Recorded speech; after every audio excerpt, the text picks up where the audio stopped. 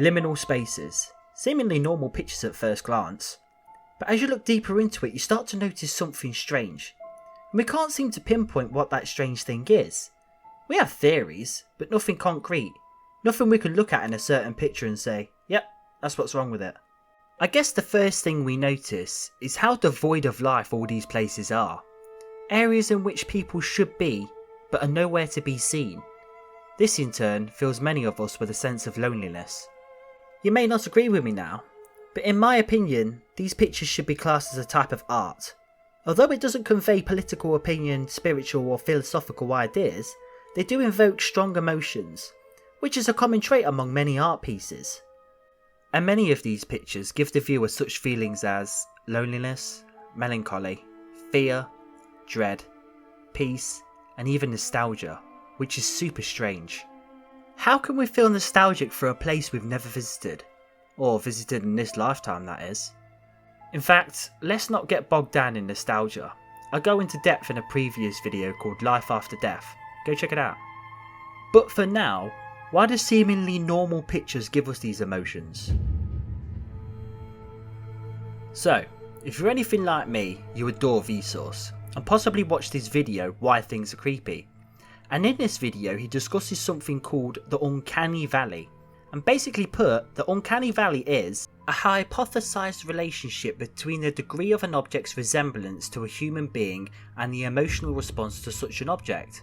Basically meaning, when something is so close to being a human but being off by a slight degree, it becomes uncanny, thus we place it in the valley. But we're not looking at humans in this video. Some of these liminal spaces are uncanny because although they look normal, some things just appear off. Like this picture for example. You can tell it's not real, but it's not so fake that it's unrealistic. It's just off by a degree, making it slightly creepy. Like the way the houses are positioned, the curvature of the hills and the water tower in the background. Everything just seems off. Another example would be this picture of a courtyard. It seems normal at first glance, but when you look closer you start to see some strange things. Like how there are no entrances or exits visible, or how the whole roof is covered by something. It just seems like this place shouldn't exist and is outside reality somehow. Which brings me on to my next point. A terrifying place of wet yellow carpets, gross grandma wallpaper and deafening fluorescent lights. A place you're sent after accidentally no-clipping out of reality. There has been some fantastic stories to come out of the backrooms idea, like different floors and creatures that lurk within. I definitely advise listening to any of the creepypastas on them, like this short one. If you're not careful and no-clip out of reality in the wrong areas, you'll end up in the backrooms, where it's nothing but the stink of old moist carpet, the madness of mono yellow, the endless background noise of fluorescent lights set at maximum hum buzz, and approximately 600 million square miles of randomly segmented empty rooms to be trapped in. God save you if you hear something wandering around nearby, because it sure as hell heard you.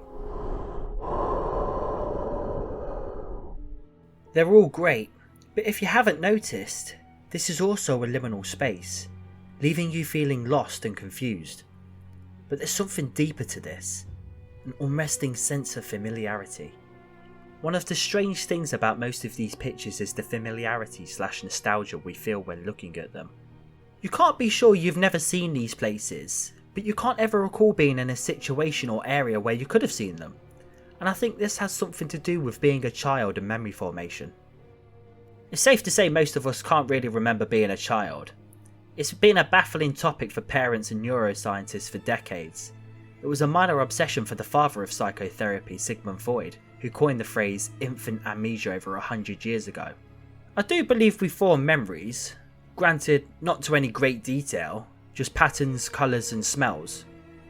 Quick side note about smell and memory, scents bypass the thalamus and go straight to the brain's smell centre known as the olfactory bulb. The olfactory bulb is directly connected to the amygdala and hippocampus, which might explain why the smell of something can immediately trigger a detailed memory or even an intense emotion. Okay, back to childhood memories. We don't really remember anything in great detail, but I bet this floor pattern reminds you of something.